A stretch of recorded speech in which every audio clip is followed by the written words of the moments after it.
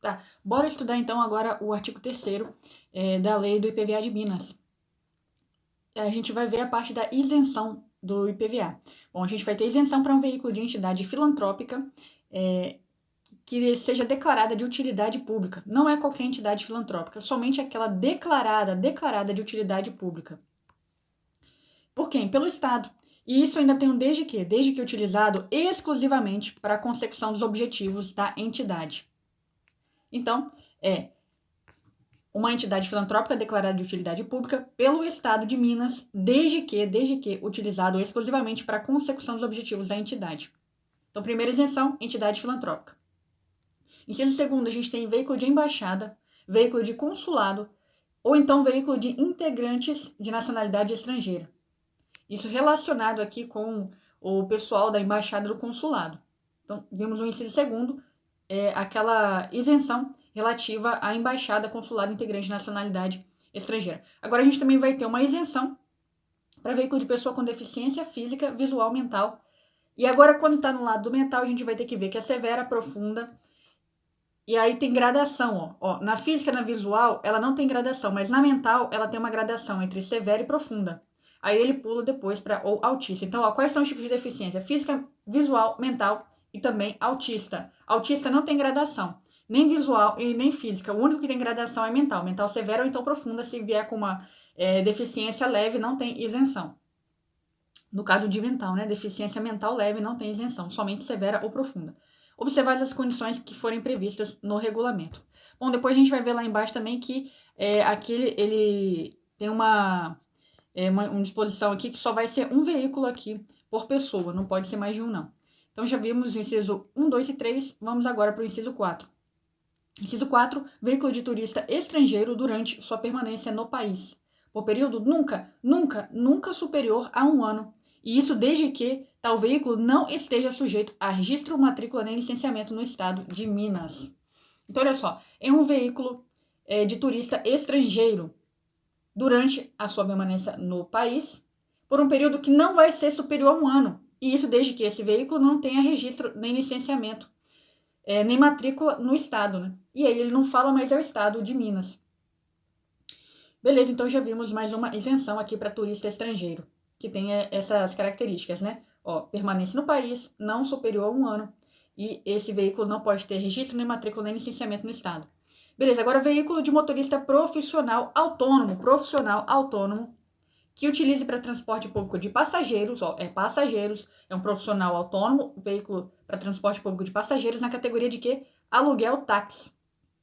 E isso inclui motocicleta licenciada para serviço de mototáxi, adquirido com ou sem reserva de domínio. Então, não importa se é com ou se é sem reserva de domínio. Aqui também tem o caso de um por pessoa, que a gente vai ver depois lá nos parágrafos, na parte final aqui desse artigo 3º.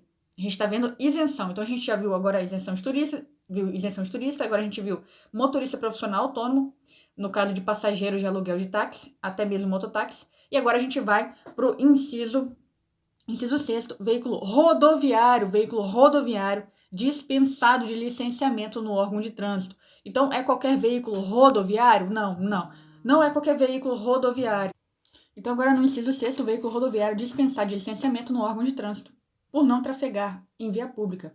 E máquina agrícola ou de terraplanagem. Então, você está falando de um veículo rodoviário, vamos marcar isso aqui, veículo rodoviário, que está dispensado de licenciamento no órgão de trânsito. Por quê? Porque ele não trafega em via pública. Então, é qualquer veículo rodoviário? Não. É um veículo rodoviário que ele está dispensado de licenciamento por não trafegar em via pública. E também você vai ter uma isenção para máquina agrícola ou de terraplanagem, que é o mesmo princípio aqui. É aquele veículo que não trafega em via pública, né? Mas aqui ele traz especificamente, ó, o veículo rodoviário dispensado de licenciamento no órgão de trânsito por não trafegar em via pública. E depois ele coloca um E, máquina agrícola ou de terraplanagem. Agora, no inciso 7º, a gente tem veículo de valor histórico ou de coleção, com no mínimo 30 anos de fabricação. Então, você tem um veículo de valor histórico ou de coleção, com no mínimo 30 anos de fabricação. Ó, 30 anos de fabricação. Inciso 8º, veículo roubado, furtado ou extorquido no período entre a data da ocorrência do fato e a data da devolução ao proprietário. Então, do dia em que você teve seu veículo roubado, furtado ou extorquido, do dia desse fato até o dia da devolução, você não vai precisar de pagar IPVA sobre esse veículo, você vai ter uma isenção. Veículo sinistrado com perda total, ó, não é perda parcial, tá? É perda total, conforme disposto em regulamento, a partir da data da ocorrência de quê? Do sinistro. Então, a partir de quando esse veículo sinistrado? A partir da ocorrência desse sinistro. E é um sinistro com perda total. Agora, um veículo objeto de sorteio, olha que legal. Você ganhou no sorteio, né? Agora você não foi uma coisa ruim, igual era no roubo, no furto e nem o sinistro. Então, agora você teve um sorteio que foi promovido por uma entidade credenciada, não é qualquer entidade, é uma entidade credenciada, e isso numa forma prevista em lei. No período entre a data da aquisição e a data da entrega. No período entre a data da aquisição e a data da entrega ao sorteado. Então, o que está acontecendo aqui? Você foi lá e ganhou o sorteio que foi promovido por uma entidade credenciada.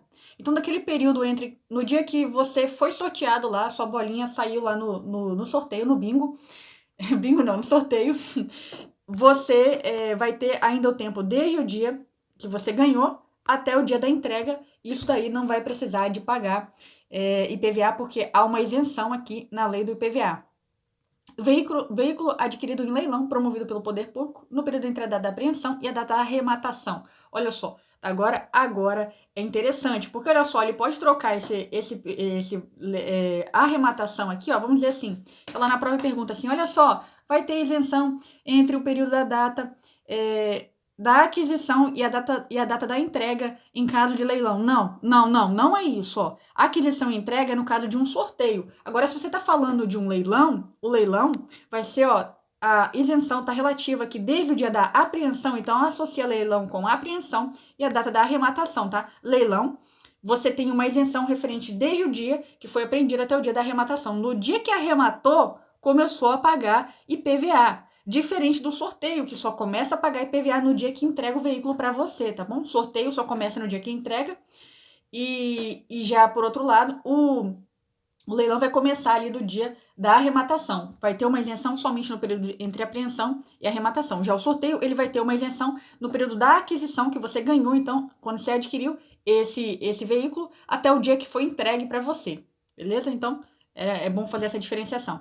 Agora, no inciso 12, o veículo que esteja cedido em comodato à administração direta, olha só, não é indireta, tá? É direta do Estado, bem como a autarquia e também a Fundação Pública Estadual. Então, é comodato para empresa pública? Não, é comodato para administração direta e para autarquia e para Fundação Pública Estadual. Olha só, então tem o público aqui, ó. A autarquia também, lembra lá que é pessoa jurídica de direito público, tá? Então, esse comodato aqui vai ter uma isenção para o caso de administração direta, autarquia e fundação pública estadual. E é estadual. Se colocar um municipal, se colocar aqui também um federal, não, tá?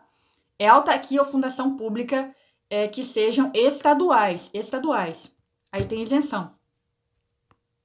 E ele tá falando no caso de um comodato. Beleza, agora vamos para o inciso 13. Veículo usado cujo proprietário seja comerciante de veículo, inscrito no cadastro de contribuinte do Estado e o utilize como mercadoria em sua atividade comercial. Esse aqui é o caso do cara que vende veículos, né? Ele é comerciante de veículos e ele utiliza esse veículo como uma mercadoria. Então, enquanto esse veículo está lá no estoque dele, esse veículo é estoque, ele não vai pagar IPVA.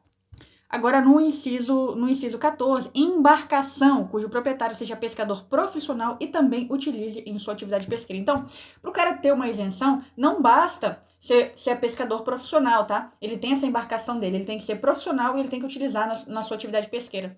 Tem que conjugar essas duas coisas juntas. Quer dizer, se o cara é simplesmente um pescador profissional e tem um barco lá que ele não utiliza na atividade pesqueira, não vai ter isenção. Agora, se ele for profissional e ele utilizar na atividade pesqueira, ele vai ter essa isenção. Beleza? Agora vamos para o inciso 15. Aeronave e embarcação com autorização para transporte público de passageiros e carga comprovada, mediante registro no órgão próprio. Então, a gente está falando de aeronave, a gente está falando de embarcação, que tenha uma autorização para transporte público. De quê? de passageiros ou então de carga comprovada, mediante um registro em órgão próprio. Olha que legal, locomotiva tem isenção e não tem mais nada aqui. Locomotiva tem uma isenção, ela não tem nenhuma restrição. Então, se você já foi no estado de Minas, se você vira uma locomotiva passando lá, você pode apontar para ela e falar, tem isenção, tem isenção.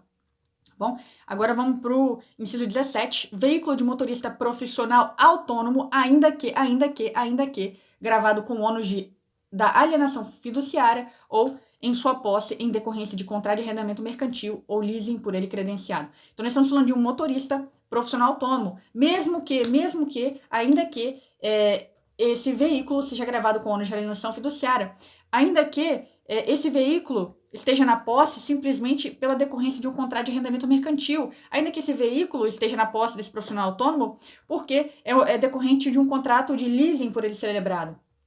Então, nesses casos, ele vai ter isenção desde que seja utilizado para serviço de transporte escolar. Então, profissional autônomo, transporte escolar. E daí, ele traz essas ressalvinhas aí, que ele diz ainda que, né, na verdade, mesmo que seja gravado de ônus de alienação fiduciária, mesmo que a posse dele seja por um mero contrato de arrendamento mercantil, mesmo que a posse dele seja por causa de um mero contrato de leasing por ele celebrado, se ele fizer um transporte público prestado por quê? Por uma cooperativa ou um sindicato, ou contratado pela prefeitura municipal, nesses 3 casos aqui, transporte, vai ser um caso de transporte escolar, prestado por quê? Por uma cooperativa, por um sindicato, ou então que ele é contratado pela prefeitura municipal, individualmente, ou por cooperativa ou sindicato. Nesses casos aqui a gente vai ter uma isenção também. Então, é profissional autônomo, transporte escolar, cooperativa, sindicato, contratado pela prefeitura, tá bom? E mesmo que ele tenha alienação fiduciária, mesmo que a posse seja de contrato de arrendamento mercantil ou de leasing. Agora a gente vai aqui para o inciso 18, veículo pertencente ou cedido em comodato. Ele pertence, então, vamos apagar aqui, seja pertencente ou cedido em comodato à Emater. A Emater, Empresa de Assistência Técnica de Extensão Rural do Estado de Minas Gerais. Então, comodato para a Emater e comodato também para EPAMIG, que é a Empresa de Pesquisa Agropecuária do Estado de Minas Gerais, né? Em Minas, Estado produtor rural, a gente vai ter essa isenção aqui, no caso de comodato, para Emater e também para EPAMIG. Sem nenhuma outra restrição, tá vendo? Então, é simples assim, é só ser um comodato para elas. Então, a gente viu algumas isenções de comodato já aqui, né? Bom, então agora vamos lá para o inciso 19, veículo novo fabricado pelo Estado, cujo motor de propulsão seja movido por gás natural ou então, vou apagar aqui para ver o ou atrás, gás natural ou energia elétrica, e veículo novo híbrido fabricado no Estado que possua mais de um motor de propulsão. Quando pelo menos um deles for movido por gás natural ou energia elétrica. Quando pelo menos um deles for movido por gás natural ou energia elétrica. Bom, então a gente está vendo aqui uma isenção relativa a gás natural e energia elétrica, só que tem que ser um veículo novo, fabricado no Estado, ou seja, em Minas, e esse motor vai ser movido por gás natural ou então energia elétrica. Então, novo, fabricado no Estado, gás natural e energia elétrica. Tem que juntar isso aí, tem que ser veículo novo, fabricado no Estado, gás natural e energia elétrica. Beleza, agora a gente vai chegar nos parágrafos, né? Bom, vamos lá então. Parágrafo 1º, lá no inciso 8º, fica o proprietário do veículo desobrigado das penalidades referentes à infração cometidas durante o período estabelecido no referido dispositivo. Então, ele está dando aqui uma desobrigação de penalidade de infração que aconteceu no período que está lá no inciso 8º. Então, vai desobrigar de penalidade referente à infração. Então, desobriga a penalidade referente à infração. Vamos lá ver o inciso 8º. Olha aqui o inciso 8º. Veículo roubado, furtado, extorquido. Tá? Então, esse período entre o fato e a devolução, ele não vai ser responsabilizado pelas infrações. Então, aqui, inciso 8º, ele vai ficar desobrigado das penalidades referentes às infrações, se o veículo for furtado, roubado e extorquido. Agora, no parágrafo 2º, o Poder Executivo vai disciplinar em regulamento as hipóteses em que seja necessário o reconhecimento da isenção e as formalidades a serem observadas por sua concessão. Então, quem que vai disciplinar? O Executivo, o Poder Executivo. Onde? Em regulamento. As hipóteses que vai ser necessário o reconhecimento de isenção e formalidades a serem observadas em sua concessão. Bom, agora no parágrafo 3º, caso os bens a que se refere o inciso 5 e o inciso 17 venham a retornar para o credor alienante fiduciante, ou arrendador. Estes responderão pela quitação do crédito IPVA, cujo fato gerador tenha ocorrido no exercício em que se verifique o retorno. Observada a proporcionalidade aqui do parágrafo 2º do artigo 2º. Então, vamos rever aqui, ó. A gente está falando lá dos incisos 5 e 17, que a gente vai ver daqui a pouco, quando tiver um retorno. Quando tiver o quê? Um retorno para o credor fiduciante. Vamos riscar isso aqui. Retorno. Para quem? Para o credor fiduciante ou então para o arrendador. Eles, quem? O credor fiduciante e o arrendador vão responder pela quitação dos créditos do IPVA, cujo fato gerador tenha ocorrido no exercício em que se verifique o retorno. Então, se aconteceu no exercício em que se verificou esse retorno, você vai responsabilizar, eles vão responder, né? Quem? Credor alienante e arrendador. Então, bora dar uma olhada lá agora nesses incisos 5 e 17. Bom, olha aqui o inciso 5, motorista profissional autônomo que utilize para transporte público de passageiros, categoria de aluguel de táxi, inclusive motocicleta licenciada para serviço de mototáxi. Aí, é nessa parte final que ele está falando, ó, adquirido com ou sem reserva de domínio. Com ou sem reserva de domínio. Bom, então, mesmo que você esteja falando aqui no caso de um aluguel de um táxi, que não é lá do motorista profissional autônomo, mesmo assim ele vai poder ter essa isenção, né? Porque ele diz aqui, ó, com ou sem reserva de domínio. Então, quer dizer, mesmo que ele não tenha o domínio ali sobre aquele veículo, ele vai ter essa isenção, desde que ele seja um motorista profissional autônomo, que utilize para transporte de passageiro na categoria de aluguel táxi. E aí a gente viu aqui que no caso de haver um retorno para o credor alienante fiduciário ou para o arrendador, eles vão responder pela quitação desse crédito do IPVA, cujo fato gerador aconteceu no exercício em que se verificar esse retorno. Aí aqui no inciso 17, veículo de motorista profissional autônomo, gravado, ainda que gravado com o ônus de alienação fiduciária, ou na posse em decorrência de contrato de arrendamento mercantil ou contrato de leasing. Então, a questão é o quê?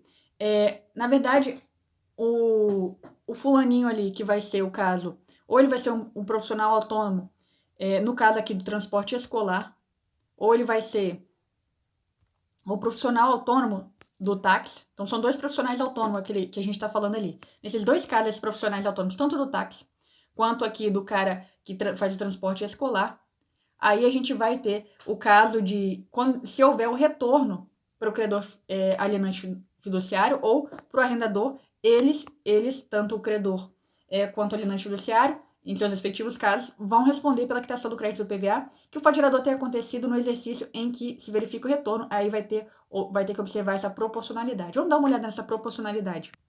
Olha aqui, ó. Artigo 2º, parágrafo 2º.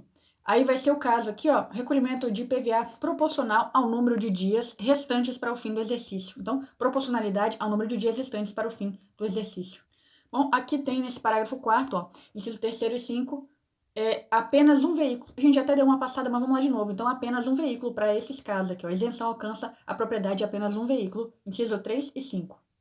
Olha aqui o inciso 3, é o caso da pessoa com deficiência. Então, quer dizer, a pessoa com deficiência, aquela física, visual, mental. Aí, no caso da mental, a gente tinha severa ou profunda. E também no caso do autista, aí ele vai ser um veículo por pessoa. Olha aqui o 5, ó, veículo de motorista profissional autônomo. Veículo de motorista profissional autônomo no caso de aluguel de táxi. E a gente tem que lembrar que ainda que seja mototáxi. Então, é um por pessoa só também. Aí, no caso aqui do inciso 5, quando se tratar de veículo gravado com cláusula de reserva de domínio em favor de terceiros, a isenção somente se aplica se o adquirente beneficiário não for proprietário nem estiver na posse de outro veículo alcançado pela isenção. Isso com ou sem reserva de domínio. Bom, então o que está acontecendo aqui? O adquirente beneficiário, ele não pode ter, quem é o adquirente beneficiário, ele não pode ser proprietário nem ter a posse de outro veículo alcançado pela isenção. Isso não importa se ela tem ou não cláusula de reserva de domínio. Então, o cara do inciso 5 a gente viu agorinha. É aquele profissional, vamos lá. É um motorista profissional autônomo. De passageiros na categoria de aluguel de táxi. Inclusive, motocicleta licenciada e tal. E daí ele fala com ou sem reserva de domínio. Bom, agora vamos para o parágrafo 6º. No inciso 8º, os valores já pagos serão restituídos ao contribuinte nos termos do regulamento, proporcionalmente ao período entre a data do furto, roubo, e a data da devolução ao proprietário. Então, o inciso 8º vai ser restituído proporcionalmente entre o período da data do furto, roubo, e a data da sua devolução. Vamos ler o inciso 8º. Bom, aqui o inciso 8º é o roubo, furto e o extorquido, né? Lá ele falou de roubo e furto, mas ele não falou de extorquido naquela parte final lá. Vamos lá, parágrafo de novo. Aí ele fala que é restituído ao contribuinte proporcionalmente ao período entre a data do furto ou roubo e a data da devolução ao proprietário. Bom, e aqui no caso do inciso 3º, essa isenção, que esse inciso 3º fala da pessoa com deficiência, ela aplica-se ao veículo novo, com preço de venda a consumidor sugerido pelo fabricante, incluído os tributos incidentes não superior ao previsto em convênio para isenção do ICMS. Nas saídas destinadas à pessoa com deficiência.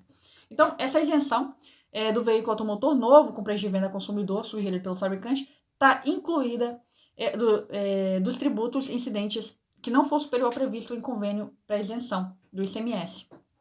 Isso nas saídas destinadas a pessoas com deficiência. E ainda com relação à isenção aqui da deficiência, do portador de deficiência, o veículo automotor usado com valor da base de cálculo previsto em tabela anual de incidência do IPVA, divulgada pela Secretaria do Estado da Fazenda até o limite estipulado no inciso 1. Agora, o parágrafo 8º, a isenção prevista lá no inciso 19 estende-se no caso de veículo fabricado no estado cujo motor de propulsão seja movido a gás ao exercício seguinte ao da aquisição do referido veículo. Então, repetindo, a isenção prevista aqui no inciso 19, que é aquele relativo lá ao gás natural, no caso de veículo fabricado no estado cujo motor de propulsão seja movido a gás, essa isenção estende-se ao exercício seguinte ao da aquisição do referido veículo. Olha aqui, ó. Veículo novo fabricado no estado cujo motor de propulsão seja movido a gás natural ou energia elétrica. O veículo novo híbrido fabricado no estado que possua mais de um motor de propulsão quando pelo menos um deles for movido a gás natural ou energia elétrica. E daí, com relação aqui, ó, ao gás natural, ele fala que essa isenção se estende ao exercício seguinte ao da fabricação, ao da aquisição do referido veículo. Bom, então, a isenção, aquela isenção que a gente viu, estende-se no caso de um veículo fabricado no estado de Minas, cujo motor de propulsão seja movido a gás natural, ele vai se estender ao exercício seguinte ao da aquisição do referido veículo.